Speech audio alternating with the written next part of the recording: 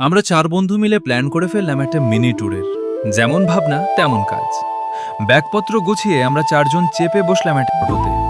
আমাদের আজকের গন্তব্য সুন্দর ছিমছাম শহর গাইবান্ধা। বাড়ি থেকে যখন অটোটা ছাড়লো, বাতাসের ঝাপটার সাথে সাথেই যেন মনের সব ক্লান্তি দূর হয়ে গেল। গাইবান্ধা যাওয়ার এই পুরো রাস্তাটাই অসাধারণ সুন্দর। রাস্তার দুপাশের সবুজ গাছপালা আর প্রকৃতির এই রূপ দেখতে দেখতে আমরা যাচ্ছিলাম। সত্যি বলতে চারপাশের এই সৌন্দর্য উপভোগ করতে করতে কখন যে সময় কেটে গেল আমরা টেরই পাইনি। চোখের পলকেই যেন আমরা চলে আসলাম গাইবান্ধা শহরের ভেতরে।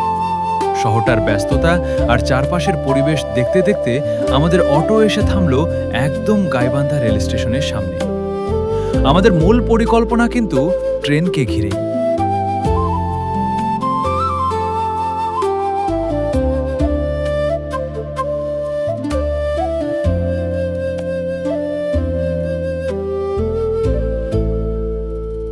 স্টেশনে পা দিয়ে জানতে পারলাম আমাদের কাঙ্ক্ষিত ট্রেনটি আসতে আরও কিছুটা সময় বাকি আছে। তবে এই অপেক্ষার সময়টাকেও আমরা মোটেও বোরিং হতে দিইনি। ৪ বন্ধু একসাথে থাকলে কি আর চুপচাপ বসে থাকা যায়? সময়টাকে কাজে লাগাতে আমরা ৪ জন মিলে মেতে উঠলাম ছবি তোলার প্রতিযোগিতায়। স্টেশনের নান্দনিক ব্যাকগ্রাউন্ডে বেশ কিছু দারুণ দারুণ ছবি আর সেলফি তুলে নিলাম, যা আমাদের এই ভ্রমণের স্মৃতি হয়ে থাকবে। ট্রেনের জন্য এই মিষ্টি অপেক্ষা আর বন্ধুদের সাথে কাটানো প্রতিটা মুহূর্তই ছিল দারুণ উপভোগ্য। এর পরের গল্পটা আরো সুন্দর। আমাদের আড্ডা আর অপেক্ষার মাঝেই হঠাৎ দূর থেকে ভেসে আসলো সেই কাঙ্ক্ষিত হুইসেলের শব্দ। হ্যাঁ, আমাদের অপেক্ষার অবসান ঘটিয়ে ঝকঝকা তরতরি করতে করতে প্ল্যাটফর্মে এসে থামলো আমাদের ট্রেন। ৪ বন্ধু মিলে একরাশ উত্তেজনা নিয়ে চট জলদি উঠে পড়লাম ট্রেনের ভেতরে। হঠাৎ দেখলাম আমাদের ঠিক পাশের লাইন ঘেঁষে বুক চিরে পার হয়ে গেল আরেকটা ট্রেন। হঠাৎ করেই একটা লম্বা হুইসেল দিয়ে আমাদের ট্রেনটি গাইবান্ধা স্টেশন ছেড়ে বগুড়ার উদ্দেশ্যে রওনা দিল। ট্রেন যত ছুটছিল, জানলার বাইরে চারপাশের চেনা অচেনা প্রকৃতিও যেন আমাদের সাথে তাল মিলিয়ে দৌড়াচ্ছিল। আমরা ৪ বন্ধু মিলে ট্রেনের ঝকঝক শব্দের সাথে তাল মিলিয়ে গান গাচ্ছিলাম, গল্প করছিলাম আর চারিদিকের এই অপরূপ সৌন্দর্য ও আনন্দের শতভাগ মজা লুটে নিচ্ছিলাম। অবশেষে ট্রেনের সেই দারুণ জার্নি শেষ করে আমরা এসে পৌঁছালাম আমাদের কাঙ্ক্ষিত গন্তব্য, ঐতিহাসিক বগুড়া রেল স্টেশনে। ট্রেন থেকে নামতেই বুঝতে পারলাম কেন এই শহরকে উত্তরবঙ্গের অন্যতম ব্যস্ত শহর বলা হয়। স্টেশনের প্ল্যাটফর্মে পা রাখতেই চোখে পড়ল চারদিকের উপচে পড়া মানুষের ভিড়। ভিড় ঠেলে আমরা ৪ বন্ধু স্টেশন থেকে বের হয়ে আসলাম একদম মেইন রোডে। কোনো গাড়ি বা রিক্সা না নিয়ে আমরা ঠিক করলাম বগুড়ার চেনা অচেনা রাস্তাগুলো একটু পায়ে হেঁটেই ঘুরে দেখব। ৪ বন্ধু মিলে কাঁধে ব্যাগ ঝুলিয়ে ধীরে সুস্থে রাস্তার পাশ দিয়ে হাঁটতে লাগলাম। রাস্তা দিয়ে যতটুকুই ঘুরছিলাম চোখ ধাঁধিয়ে যাচ্ছিল চারপাশের ব্যস্ততা দেখে। শহরের বুক চিরে ছুটে চলছে শত শত গাড়ি ঘোড়া, রিক্সা, টমটম, সিএনজি থেকে শুরু করে নানা রকম যানবাহনের মেলা বসেছে যেন রাস্তায়। নতুন একটা শহরে এসে চারপাশের এই চঞ্চলতা, হর্নের শব্দ আর গাড়ির আনাগোনা দেখতে দেখতে হাঁটার মজাই ছিল আলাদা। শহরের এই নতুন রূপ আর ব্যস্ত রাস্তাঘাট দেখতে দেখতে আমরা এগিয়ে চললাম সামনের দিকে। আমাদের এই হাঁটার মাঝেই কিন্তু লুকিয়ে ছিল পরবর্তী অ্যাডভেঞ্চার। কারণ বগুড়ায় আসবো আর এখানকার বিখ্যাত জিনিসগুলো ট্রাই করব না, তা কি হয়? বগুড়ার রাস্তাঘাট ঘুরে দেখতে দেখতে আমরা চলে আসলাম শহরের বেশ বড় আর জমজমাট একটা মার্কেটে। বিশাল এই মার্কেটের ভেতরে ঢুকতেই চোখ ধাঁধিয়ে গেল চারপাশের আলোর ঝলকানি আর মানুষের কেনাকাটার ধুম দেখে। জামা কাপড় থেকে শুরু করে গ্যাজেট, কি নেই এখানে। বগুড়া শহরের কেনাকাটা আর ঘোরাঘুরি শেষ করে আমরা যখন আবার স্টেশনে আসলাম তখন একটা লোকাল ট্রেন এসে দাঁড়ালো। ট্রেনটা দেখেই আমাদের ৪ বন্ধুর মাথায় হুট করে একটা পাগলাটে আইডিয়া আসলো। এবার আমরা ট্রেনের ছাদে উঠব। আমরা খুব ভালো করেই জানতাম ট্রেনের ছাদে ভ্রমণ করাটা বেশ ঝুঁকিপূর্ণ আর রিস্কি, কিন্তু ভ্রমণের শেষ ভাগে এসে একটু বাড়তি বিনোদন আর অ্যাডভেঞ্চারের লোভটা আমরা সামলাতে পারলাম না।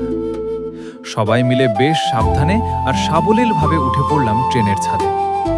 ছাদে পা দিতেই বুকটা যেন একটু কেঁপে উঠল। কিন্তু একই সাথে এক অন্যরকম রোমাঞ্চ আমাদের ছুঁয়ে গেল। ট্রেন যখন হুইসেল দিয়ে আস্তে আস্তে চলতে শুরু করলো, ছাদের খোলা হাওয়া এসে লাগলো আমাদের চোখে মুখে। ট্রেনের ছাদ থেকে চারপাশের যে রূপ আমরা দেখছিলাম তার নিচে বসে কখনোই ফিল করা সম্ভব না। যতদূর চোখ যায়, সবুজ প্রকৃতি, ছোট ছোট গ্রাম, নানা রকম ঘরবাড়ি আর মেঠো পথ।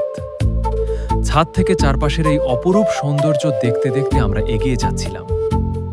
যান্ত্রিক জীবনের সব ক্লান্তি যেন এই খোলা আকাশের নিচে এসে এক নিমেষেই কর্পূরের মতো উড়ে গেল।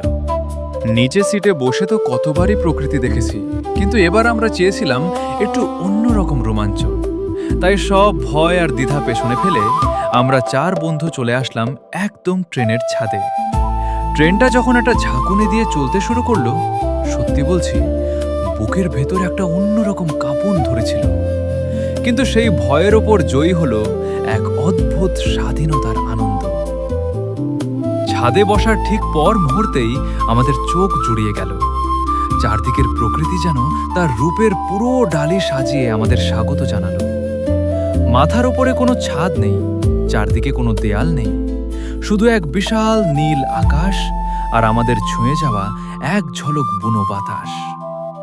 এত কাছ থেকে, এত উপর থেকে বাংলার এই রূপ এর আগে কখনোই এভাবে দেখা হয়নি। ট্রেন যত গতি বাড়াচ্ছিল, দুপাশের সবুজ মেঠো পথ, দিগন্ত জোড়া ফসলের মাঠ আর সারি সারি গাছপালা যেন আমাদের সাথে পাল্লা দিয়ে পেছনে ছুটে যাচ্ছিল।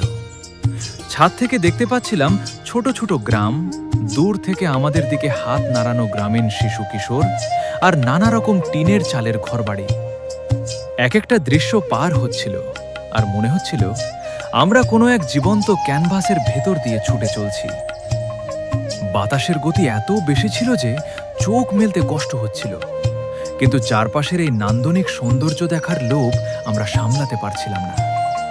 ট্রেন যখন একে বেঁকে লাইনের ওপর দিয়ে বাঁক নিচ্ছিল, ছাদ থেকে পুরো ট্রেনের সেই দৃশ্যটা দেখতে যে কি অসাধারণ লাগছিল তা ভাষায় প্রকাশ করার মতো না। যান্ত্রিক শহরের সব কোলাহল ভুলে এই খোলা আকাশের নিচে এসে আমরা যেন নতুন করে প্রকৃতির প্রেমে পড়ে গেলাম। এই এক জার্নি আমাদের 4 বন্ধুর স্মৃতিতে আজীবন অম্লান হয়ে থাকবে।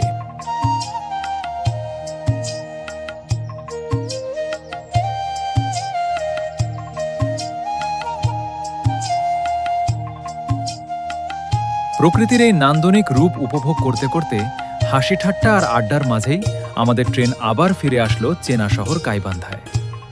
ট্রেন থামতেই আমরা বেশ সাবধানে ছাদ থেকে নেমে পড়লাম প্ল্যাটফর্মে। শেষ হলো আমাদের জীবনের অন্যতম রোমাঞ্চকর একটা ট্রেন জার্নি।